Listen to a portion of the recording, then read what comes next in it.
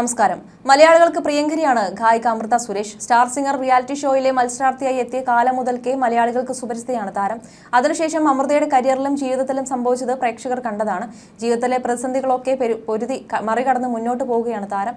മകൾക്കൊപ്പം സന്തോഷകരമായ ജീവിതം നയിക്കുകയാണ് അമൃത ഇപ്പോൾ. സോഷ്യൽ മീഡിയയിൽ സജീവമാണ് അമൃത. തന്റെ വിശേഷങ്ങളെല്ലാം അമൃത ആരാധകരുമായി പങ്കുവെക്കാറുണ്ട്. സംഗീതം, സ്റ്റേജ് ഷോസ്, കുടുംബം, കൂട്ടുകാർ, യാത്രകൾ തുടങ്ങിയ എല്ലാ സന്തോഷങ്ങളും അമൃതയുടെ സോഷ്യൽ മീഡിയയിൽ പോസ്റ്റുകളിൽ ആരാധകർ അറിയാറുണ്ട്. അടുത്തിടെ ഒരിടവേള എടുത്ത് ആത്മീയ യാത്ര നടത്തി മനസ്സിനെ ശാന്തമാക്കാൻ അമൃത തീരുമാനിച്ചിരുന്നു. ഇപ്പോൾ താരം അമൃത സുരേഷ് ലൈവ് എന്ന ബാൻഡുമായി സംഗീത ലോകത്ത് സജീവമാണ്. ഇപ്പോഴത്തെ അമൃത പങ്കുവച്ച പോസ്റ്റാണ് വൈറലായി മാറുന്നത്. സാക്ഷാൽ വർക്കി പട്ടാണിക്കൊപ്പമുള്ള ഫോട്ടോ ആണ് അമൃത പങ്കുവച്ചിരിക്കുന്നത്. വർക്കിയുമായി തനിക്ക് 10 വർഷത്തിലേറെയായി ബന്ധവും സൗഹൃദവും ഉണ്ടെന്ന് അമൃത പറയുന്നു. വക്കച്ചൻ എന്നാണ് അമൃത വർക്കിയെ വിളിക്കുന്നത് തന്നെ. ഞാനും വക്കച്ചനും 10 വർഷത്തെ സൗഹൃദം, അതേ നോൺസെൻസും സ്നേഹവും തുടരുന്നു എന്ന ക്യാപ്ഷനോടെയാണ് അമൃത സുരേഷ് ഫോട്ടോകൾ പങ്കുവച്ചിരിക്കുന്നത്. ബോളിവുഡ് ആൽബം സംഗീത ലോകത്ത് വർക്കി പട്ടാണിയെ അറിയാത്തവരായി ആരും ഉണ്ടാവില്ല. ഒട്ടനവധി ഗായകർക്കും അവസരങ്ങൾ നൽകിയും കരിയർ നൽകിയും വളർത്തിയെടുത്തിട്ടുണ്ട് അദ്ദേഹം. സരിഗമ എന്ന മ്യൂസിക് ലേബലിന്റെ പേരിൽ നിരവധി കലാകാരന്മാരെ കണ്ടെത്തി വളർത്തിയെടുത്ത മ്യൂസിക് ജംഗിയാണ് വർക്കി പട്ടാണി.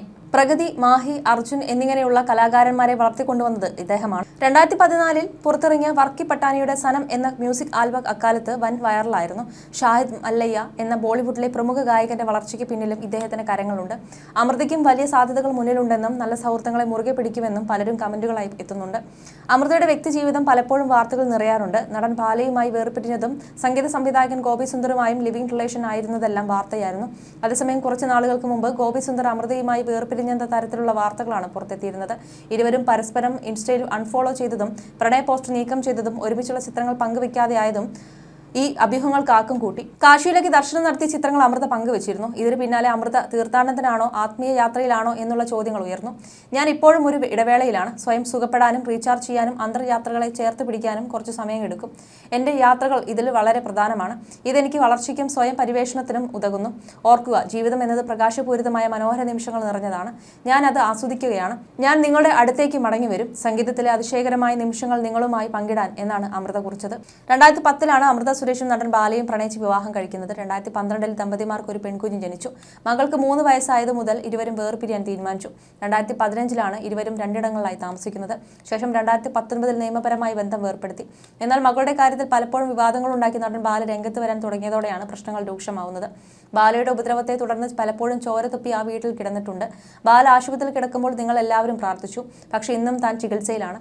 അന്ന് അടിയും തൊഴിയും കൊണ്ടതിന്റെ ആഘാതം വലുതായിരുന്നുവെന്നും അമൃത പറഞ്ഞിരുന്നു. ബാല തന്നെ വിവാഹം ചെയ്യുന്നതിന് മുമ്പ് മറ്റൊരു വിവാഹം ചെയ്തിരുന്നുവെന്നും താരം പറഞ്ഞിരുന്നു. കുറച്ച് നാളുകൾക്ക് മുമ്പ് വിവാഹമോചന കരാറിലെ കോംപ്രമൈസ് എഗ്രിമെന്റിൽ കൃത്രിമം കാണിച്ചെന്നും തന്റെ ഒപ്പ് വ്യാജമായി ഇട്ടെന്നും കാട്ടി അമൃത ബാലയ്ക്കെതിരെ പരാതി നൽകിയിരുന്നു. കരാറിന്റെ 5ാം പേജ് വ്യാജമായി ഉണ്ടാക്കി മകളുടെ പേരിലുള്ള ഇൻഷുറൻസിലും തിരിമറി കാണിച്ചു. പ്രീമിയം തുക അടയ്ക്കാതെ വഞ്ചിച്ചു. ഇൻഷുറൻസ് തുക പിൻവലിച്ചു. ബാങ്കിൽ മകൾക്കായി നിക്ഷേപിച്ചിരുന്ന 15 ലക്ഷം പിൻവലിച്ചു.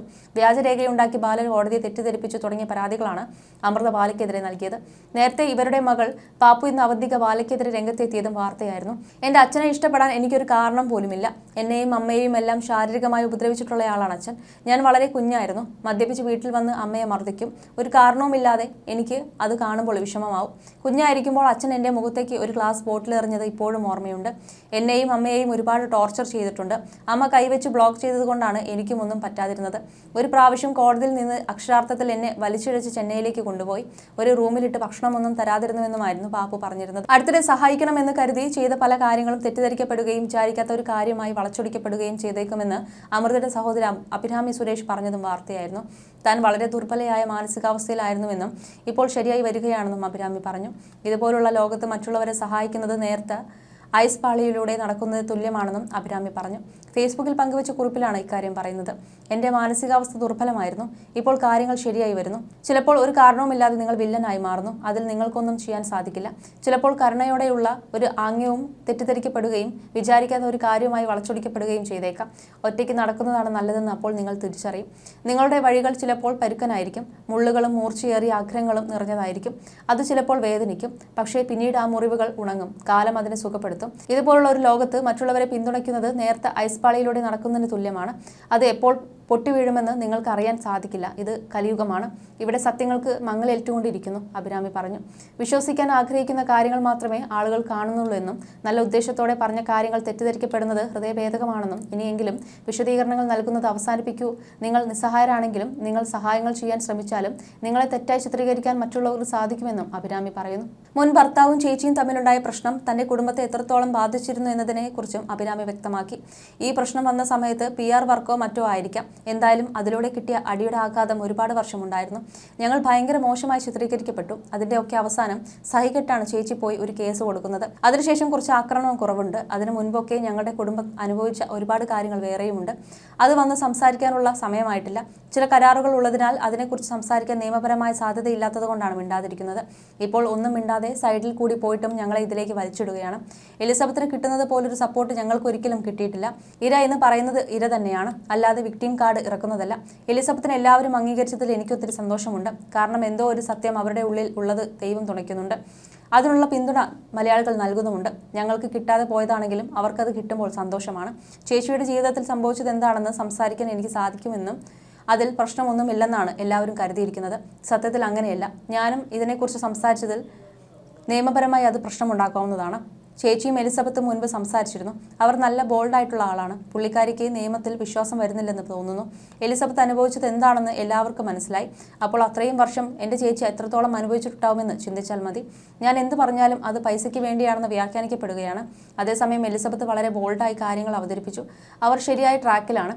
ഇനി എൻ്റെ ചേച്ചി വന്ന് സംസാരിച്ചാൽ അത് കൂടുതൽ കുഴപ്പത്തിന് വഴിയൊരുക്കുകയേ ഉള്ളൂ എന്നുമായിരുന്നു അഭിരാമി പറഞ്ഞിരുന്നത്.